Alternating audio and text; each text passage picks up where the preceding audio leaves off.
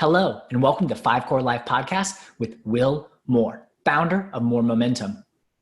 If you have not already, please make sure to follow and subscribe to the podcast so that you get notified when a new episode airs every week.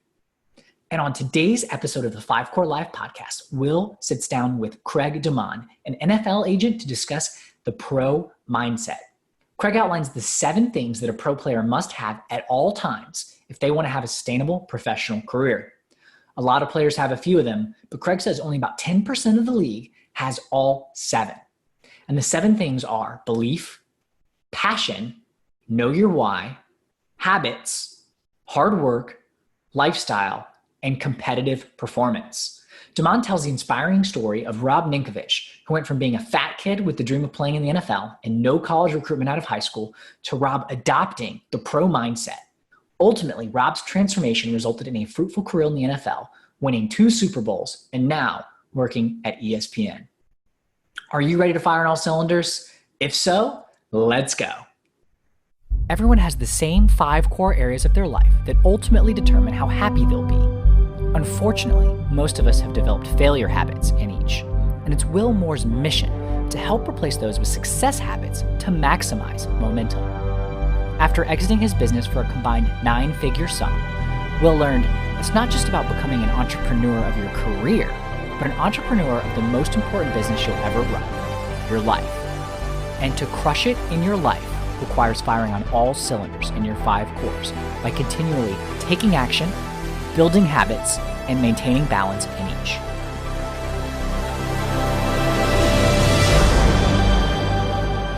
How are you, man? Thanks for joining. I appreciate it. I'm doing great. So let's focus on you. I told everybody, I said, anybody into sports, anybody into that type of stuff? Because you're like the first sports guy we've had on there. So why don't you tell us a little bit about yourself, what you've done in the past, and what you're currently doing? Well, I've been a sports attorney for the last 30 years and representing NFL guys. And so you help these guys from college through their journey through the NFL, the ups and downs, the highs and lows, on the field, off the field. You really get to know these guys. You're a life coach for these players. Everybody sees you as like that bad guy agent that negotiates the big dollars, but really what you are is a career coach for these players. And during the course of doing this for the last 3 decades, I've learned a lot about what separates the dudes that should play for a long time and make a lot of money, and teams draft in the first round to be the face of their franchise, compared to the guys that just get an opportunity that end up becoming the face of their franchise. So what is really the difference? Because some guys come into the NFL in the first round and half of those guys end up becoming failures. And there's a bunch of guys that don't even get drafted that become primetime guys. So what I've learned, it's mindset. 100%. So yeah, right. We were literally just talking about that. We went briefly through the 5 cores. I talked about how mindset is the mother of all cores. If you don't have that one going for you, if that one's not helping versus hurting you every day, you're effed, right? I mean, you're headed down to that life that, is not going to be the one that you dream about, hope you're going to get. So why don't you tell me your definition of mindset? Let's talk about mindset a little bit and the importance of it. Well, let me give you 2 analogies. One is you have a stock portfolio and you've got 7 stocks, and one of them goes in the tank. Can you theoretically have double-digit returns on that portfolio at the end of the year? The answer is yes. Yes. Yes. All you need is one of the other ones to pick up for it. Well, what I've found is that these 7 components, you have to have them all. So when I'm talking to young people, I always use the comparison or the analogy of, hey, you want to play Fortnite, you want to play Madden, and you need a monitor, you need Wi-Fi, you need a controller, you need your chair. If you don't have your controller, you're not going to be able to play. It might be under the couch, you might have left it somewhere else in the house, but without that, you cannot engage in that game. So what I'm saying is that if you don't have these 7 things, it's inevitable your career is going to fail.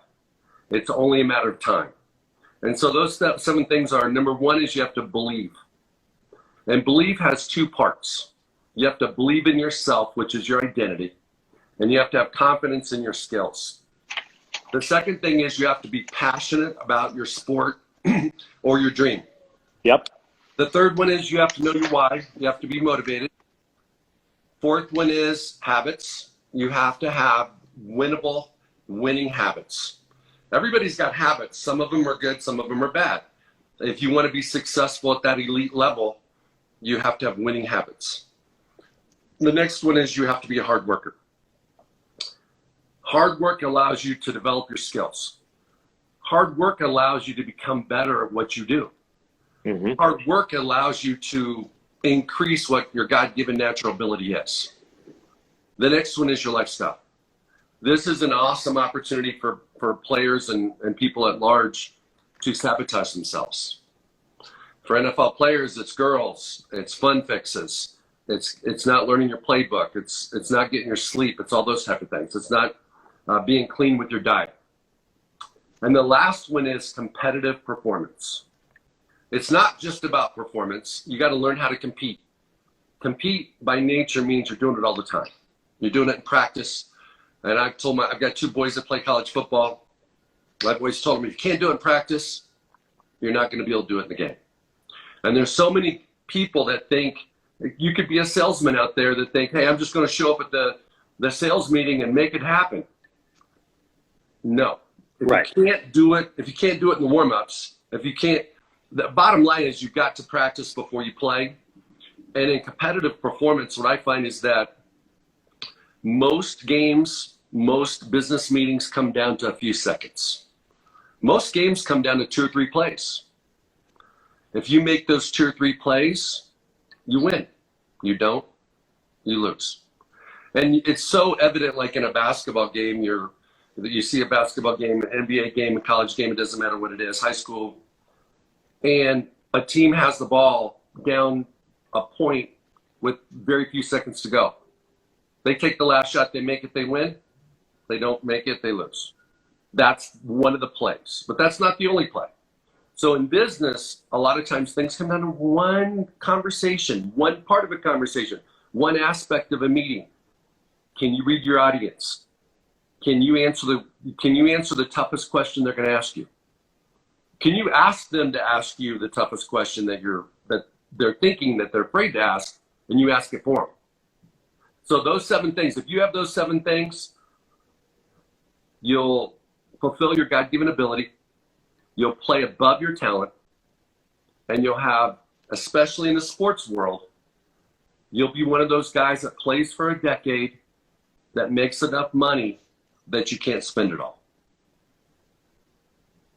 I love that. So I was grabbing a pen. Give me the first 3 again real quick, because I want to go through these. Believe. Yep. Passion. Motivation. Passion's 2, motivation's 3. Yes. Habits are 4. Yeah, I started with habits. Okay. So yeah, I love all that.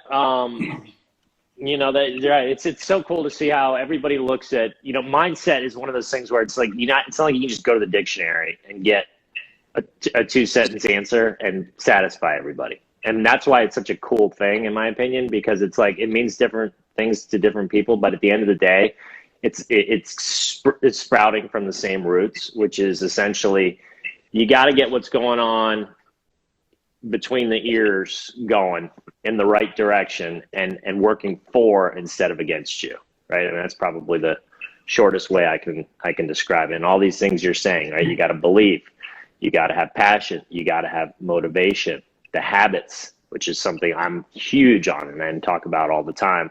Habits are these things. It's like your brain doesn't care if your habits are good or bad, right? They are helping or hurting you. They're going to do their thing. They're going to take their toll on your life over time. It's just like I was saying earlier, I have this, what I call the equation of life. Your belief system plus your repeated actions plus time equals who you will become. So if your habits are what I call failure habits, if they're hurting you, if these are habits that you've picked up and your mind's on autopilot and every time you do them, they're actually making you less happy or hurting you in some way, then you're obviously in big trouble. And so many people know the obvious ones, like, oh, I shouldn't smoke, I shouldn't drink, but there's so many other littler ones that sneak their way in there that you do on autopilot every day that end up hurting you, right? So maybe you can give us some examples for an NFL player. What are some of the habits? I mean, you mentioned lifestyle. I mean, I would tie that into, obviously some of their habits, I would think, tie into that. Some of these guys are going to have habits. I think you mentioned, women, low-hanging fruit is what I call it, right? The women, the eating bad, the, staying up and partying too late. Are there others that you would say? Well, here's the thing I would say is that you're absolutely right. Mindset has almost a universal definition because it can be anything you want it to be. Okay? Yeah. It means everything to to everyone. It means anything to everybody. And so what I can tell you about this is that we can have a static mindset. Uber positive. We know what we're going to do when we're going to do it. We have our schedule. We know how hard we're going to work. We know how we're going to play. Here's what I see in the NFL that comes into play so often is how does a player respond after he gets hurt? How does a player respond when some coach doesn't believe in him? How does a player respond when he gets demoted? Right. How does a player respond when he's on SportsCenter on ESPN for one of the 10 funniest plays because he had a gaffe in the game? How does he respond when the media are putting a mic in front of his face after the game and saying, hey, don't you wish you would have made that play? You lost the game for the team. So I think one of the things that's really organic about the pro mindset, the 7 things, is that it's adaptable when you run into those whys in the road, when you run into those hurdles. Because I think that's one of the fallacies and the inadequacies of setting goals on the first of the year. You set it on the first of the year and you don't revise it. And you know what? You might have something happen in February that changes your whole mindset about what you want to accomplish in that particular year. Yeah. So can it be dynamic? And so examples as you enlisted are under every one of them. Belief. You walk in the locker room and you meet your coach for the first time after the draft. You fly to your team headquarters and he goes, hey, Will, welcome aboard.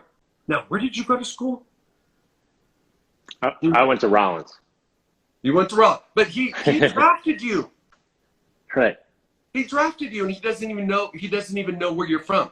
So now all of a sudden, your confidence is going to take a little bit of a hit because you're like, well, maybe they don't like me as much as I thought they did. Mm. And then passion, it always has competitors. So everybody has a passion. But because we're multifaceted, people have more than one passion. And it's when that competing passion starts overtaking what you thought was your passion is when you have problems, because that's when that's when you're going to start not putting in the time. And then motivation. I mean, your motivation for a player may be to buy mom a house. What happens when you get a $1 million sign-up bonus and you're able to buy your mom a house? Now what? You need a deeper why than that. And so I could go through every one of them that you've got to be able to elevate your game in each one of those areas in a dynamic fashion based upon the obstacles you face in that particular day. Yeah, no, those are all great ones. And right. I mean, so you mentioned you're more of like a life coach to these guys, which is so great because that's what so many of these guys need. And, what is the current system besides like you work with them and then you introduce them to your system? You say, look, guys, trust me, this is, do you want to, like you said, at the end of the day, if you want to be happy doing what you're doing, have a long career and make enough money so that you'll not run out of it at the end, I'm going to help you with that. What other people out there do they have around them that are trying to do, like, what is the system? Or is it just kind of like they hope they get a good agent like you? There really isn't a system. It's more focused on the money. It's more focused on the bigger contract you get, the more problems you can make go away. And so you get an agent to negotiate the money.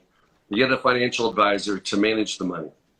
And then you have your circle of influence that kind of, it's organic in the sense that sometimes it's our high school friends, college friends, family. Sometimes it's gold diggers. But it's like players don't realize until they're finished with their career whether or not they had a good circle of influence. Okay.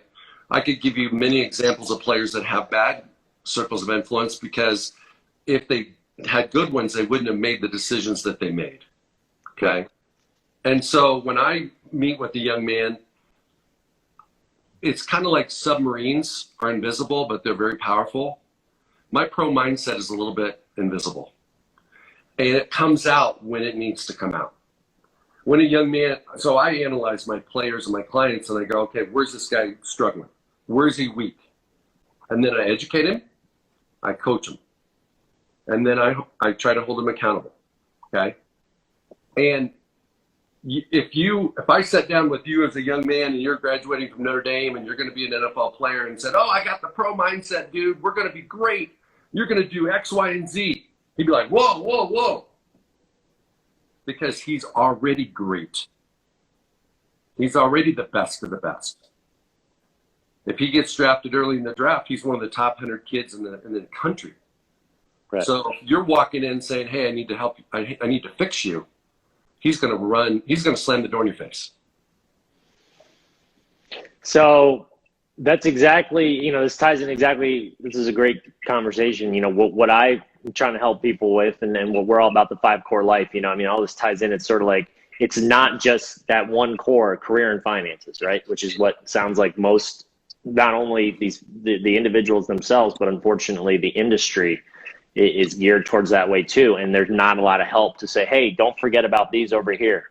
Don't forget about your mindset, your relationships, your physical health, for athletes, that's not as a big of one, because most of them pretty much have a routine that's tied into their career for physical health. But then their emotional health, the giving back stuff, like what type of person are they? How are they helping, give back to the world?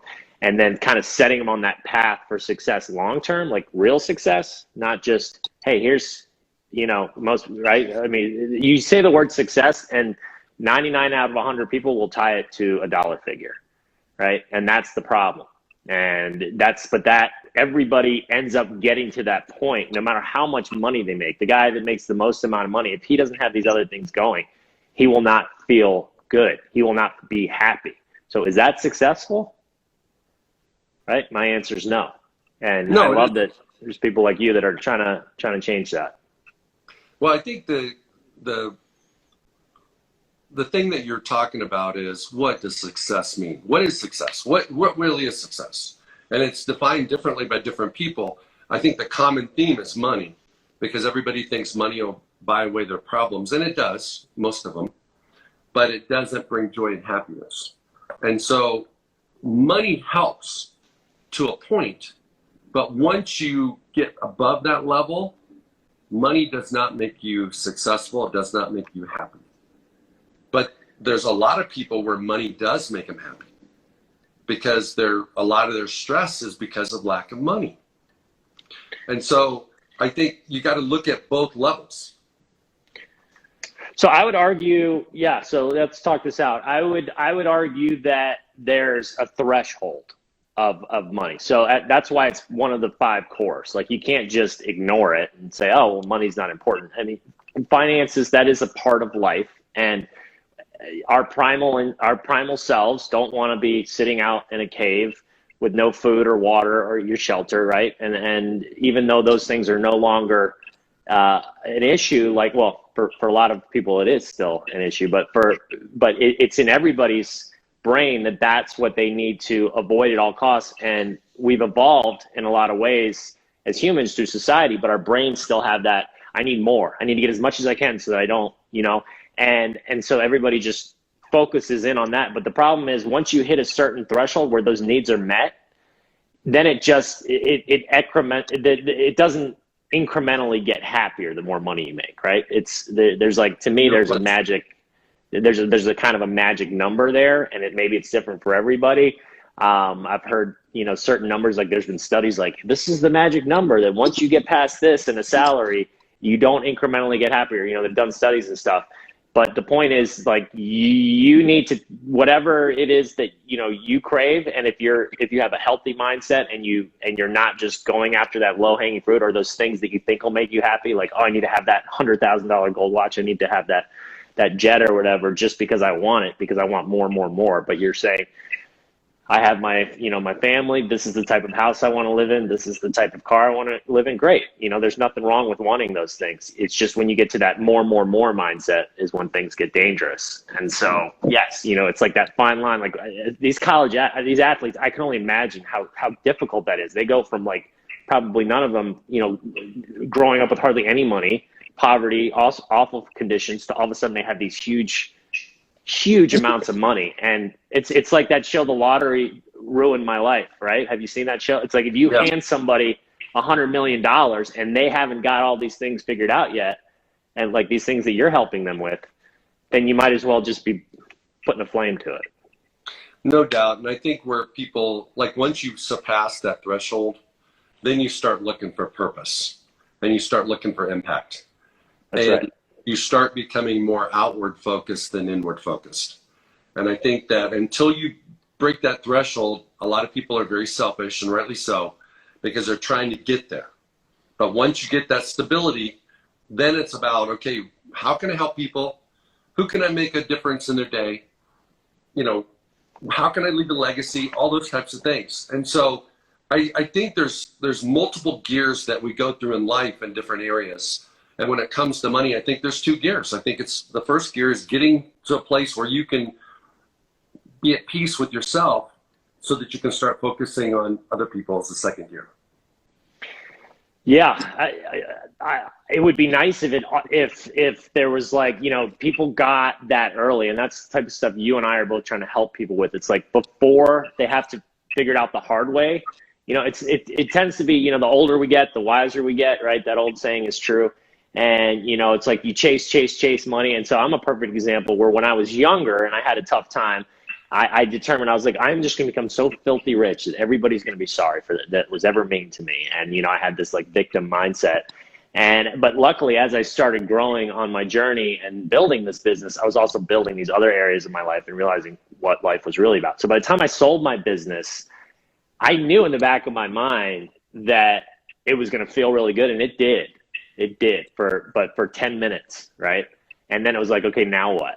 Now what's my purpose? Like you're just saying.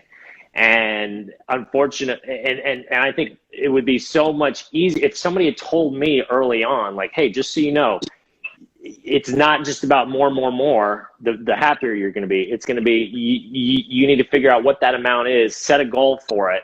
And when you reach it, know that your life is going to shift and change, and you should be preparing for that versus just like, okay, now what do I do with my life? And unfortunately, because a lot of people aren't even thinking in that realm, they mistake going after even more money for fulfilling their purpose, right? So they reach that level and they're like, okay, well, that guy over there has got a bigger jet than me. I need to get that. And that's just chasing misery. No question about it. And I think that what you talked about is a moving target. People have like, let's say they have $1 million that they want to have in their 401k or whatever the case may be. And they end up hitting $1 million before they're 40. I agree, yes. $3 million. Okay, I'm going to keep moving it. I think the best life you can live is when you don't have everything you want. You haven't hit that threshold. You can still be outward minded and be about other people too, and take people with you and support people, be there for people, have an unselfish spirit, so to speak, because as you do that, when you don't have it, once you get it, you don't have to learn how to do it. You've already been doing it. That's right. And it's that's what's so great, doing stuff like what you're doing should be like a mandatory program for every athlete coming into the NFL organization, but it's not, is it? No. Right. And so you got to kind of question. It's like, okay, so the people running this are obviously more concerned, just like we were saying, with the almighty dollar. I don't want to say don't care what happens to these people, but proof is in the pudding in terms of if they really genuinely, the organization said, not only do we want these people to have a successful career and play for our teams and put out a great, awesome output for our value, but we want to also make sure that when they go beyond, they're going to have that same output in their own lives, and we're going to help them. And, you know, people like you doing what you're doing is so great, because it's, you know, and this is actually, I've never talked to anybody that's been an agent. So I didn't even know. That's why I'm asking, honestly, questions like, how does this work? And I see what you're doing. I love it. And I'm like, is that what all agents do? So clearly, no.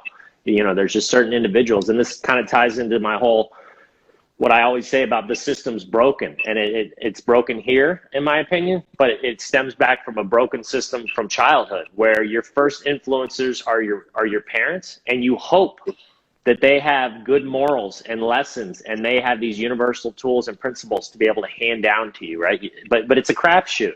It's not like there's a course that they have to take before they have you, right? Anybody can have a kid, and so that's a crapshoot, and you hope, you know, you get good ones, and then it's your peers, right? And then it's the cool, you're following the cool kids, and the cool kids are usually doing the exact opposite of probably what's good for them. And then it's the schooling system, and the schooling system is teaching you, you know, these fundamental subjects like English and math and science, which are all important, but not about how to get along with others, not about how to be happy, not about how to be emotionally intelligent, not about how to balance your checkbook, you know, like set goals, like basic things that everybody needs to know.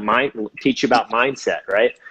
And to me, that's just insane. And then, you know, you go on, and then it's the media and these things, and then you're just seeing all this more of this stuff that's propagating this machine. And not to sound like one of these whatever alarmists or whatever these people are called, but I don't know if you agree or not, but this is just one aspect of the system in general that to me is broken.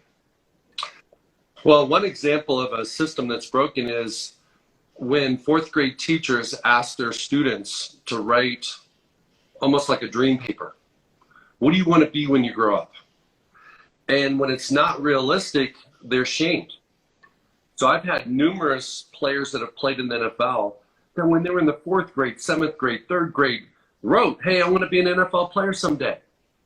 And they got the paper handed back to them saying, hey, that's cool. That's cool, man. But why don't you give us something you really want to do? Okay.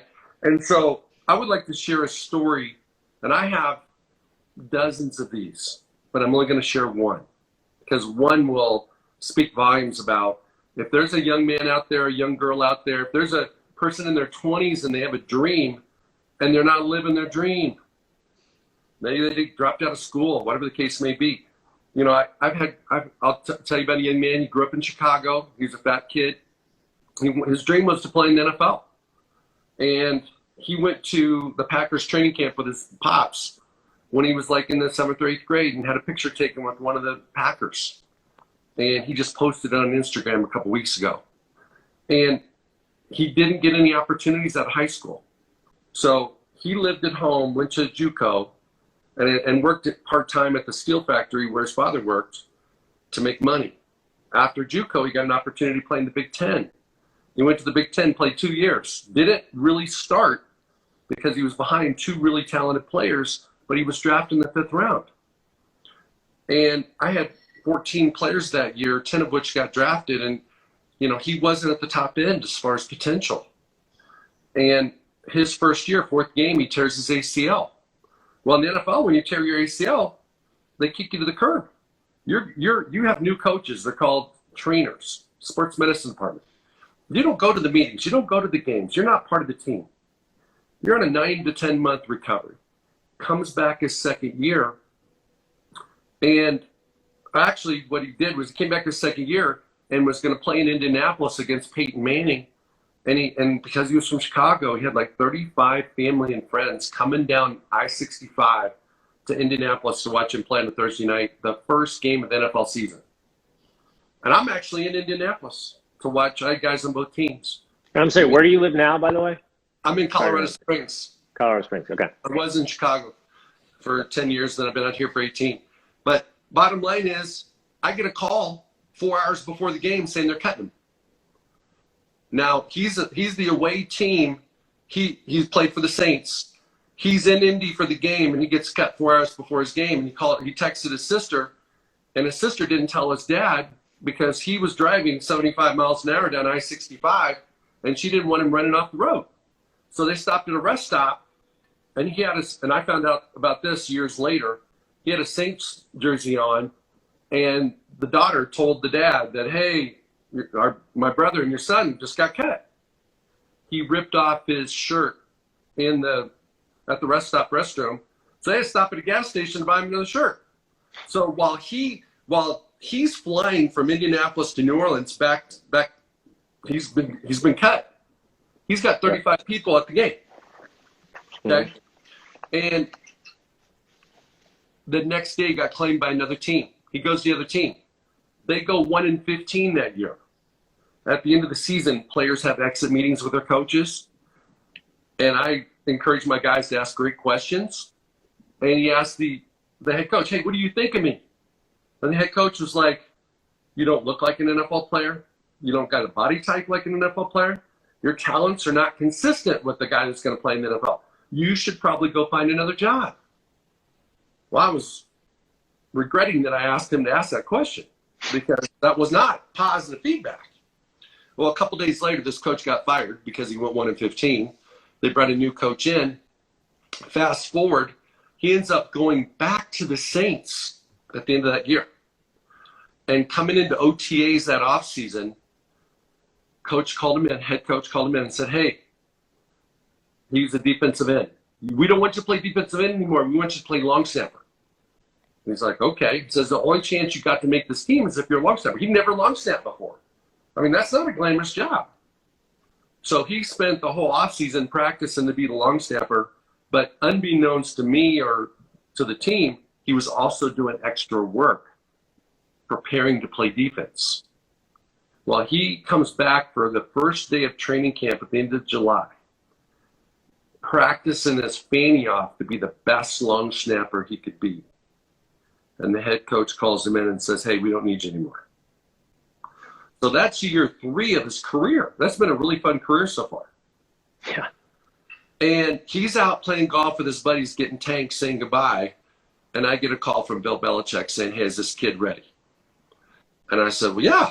So I call my guy and I go, hey, man, you ready? He goes, I got to get on a plane tonight. I'm like, yeah. They put him on a red eye. He had to work out the next day. And generally when they bring these guys in, they sign like less than 5%. It's a 5% chance. They signed him. And after 3 games in the preseason, now he didn't have the offseason with the Patriots. He was way behind the curve. Yeah. And he had to go in and battle and show them that he was deserving of making it, making it. And he ended up playing 9 years for the Patriots, won a couple Super Bowls, went to 3, made crazy money, captain for 5 years. He's on ESPN today. He's on ESPN today. He's on ESPN every Thursday and Friday. Makes, I don't know, probably 30 times the national average just working ESPN 2 days a week. So are you going to tell us who this person is? It's Rob Ninkovich, who was the defensive end for the Patriots. But the point is, he had a pro mindset.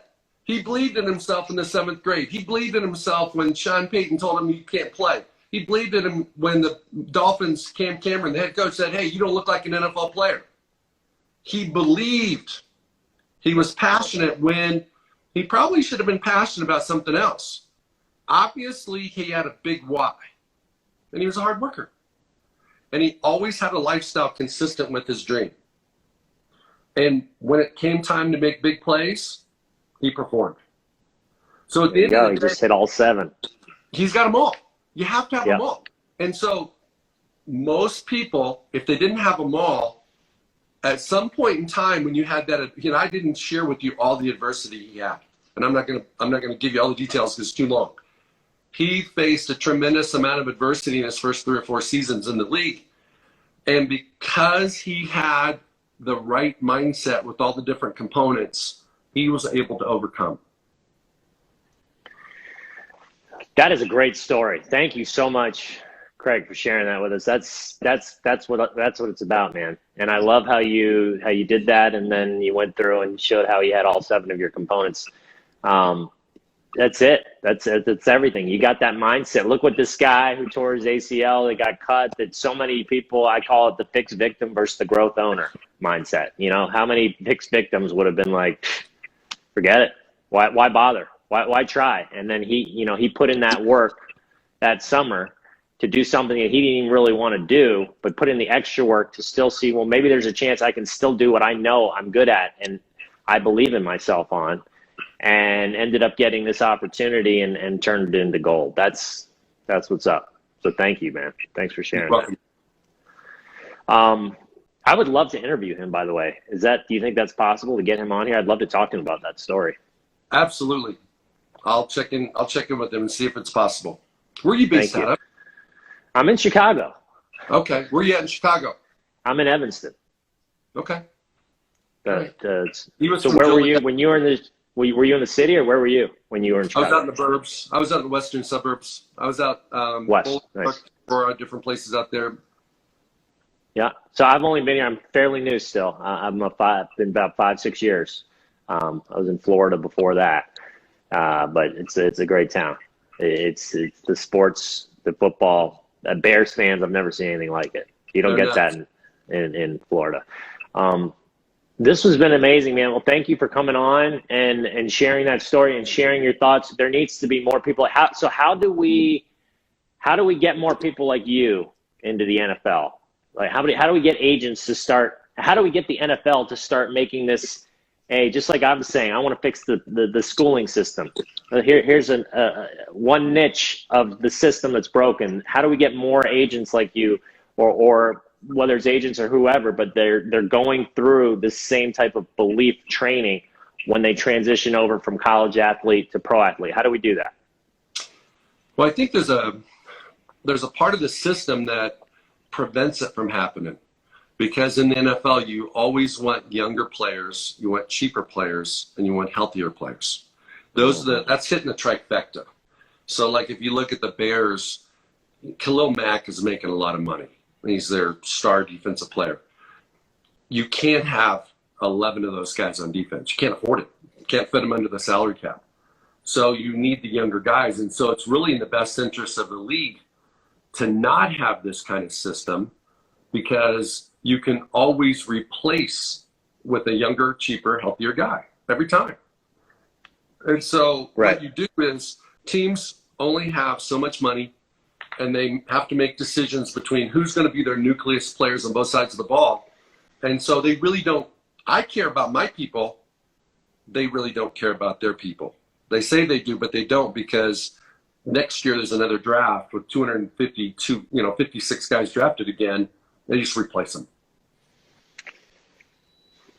So, right. I wonder if there's a place where it's like, you're going to get more out of these athletes, and it's going to be, they need to see there's benefit from them to help their mindset, right? And of course there is.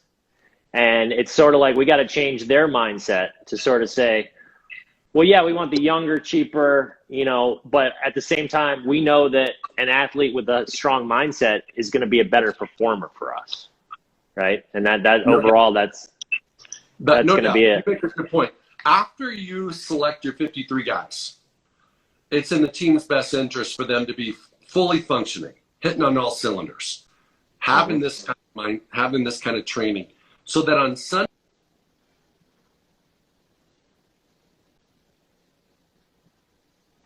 all the effort they put in through the season pays off. So the teams that end up in the Super Bowl, everybody thinks it's all about talent, and there's no questions about talent, but it's also about chemistry. It's about culture.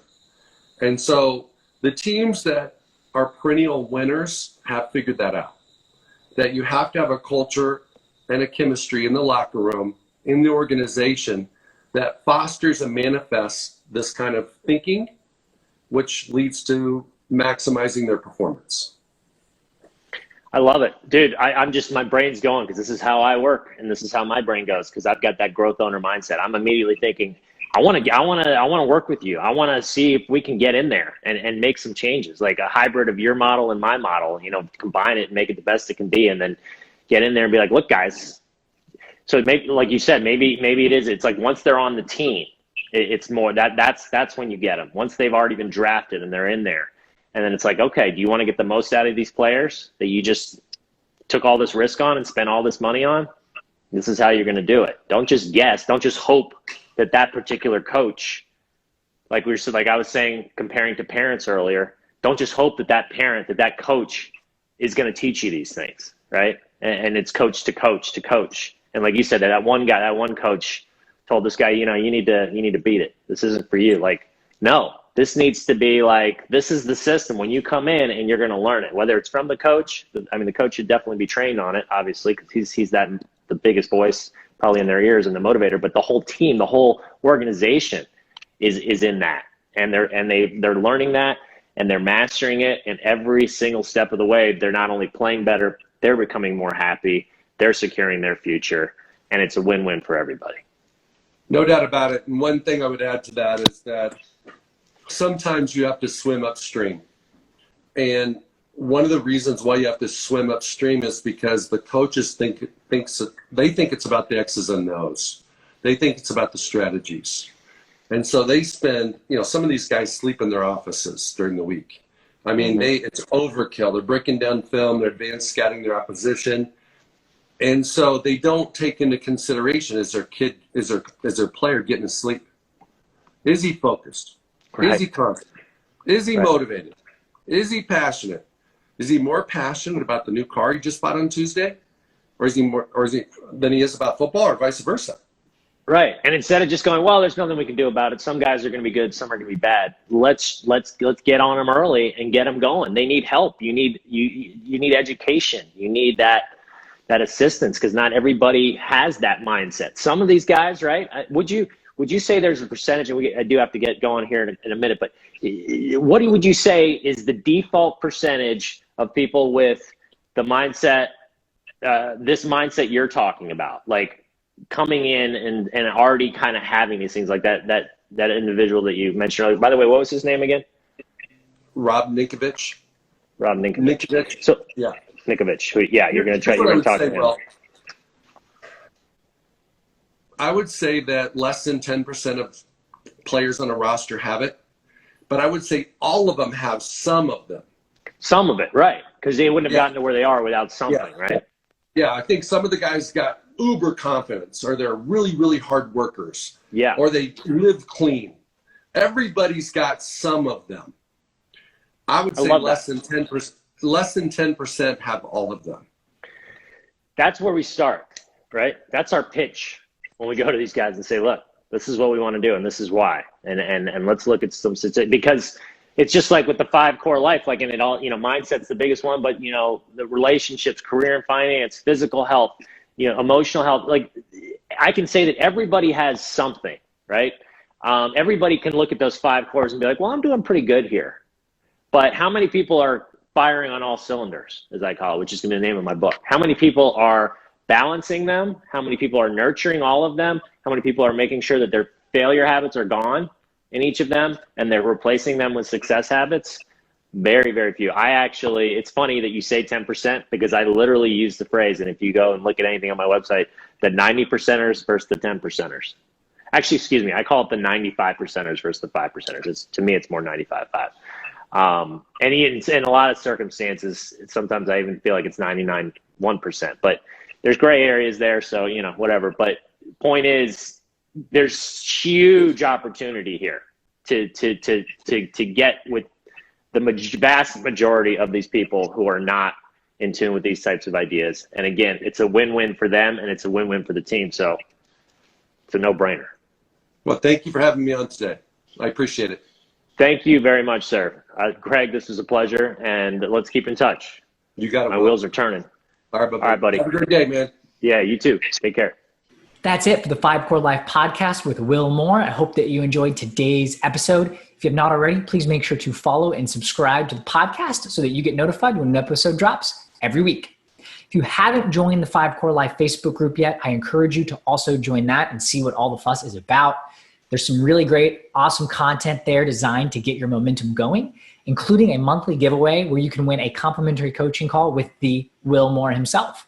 The Facebook group is currently the only place to get Will's dedicated attention and support on your 5 core journey. If you're feeling stuck or just want someone to cheer you on, that's the place that you need to be.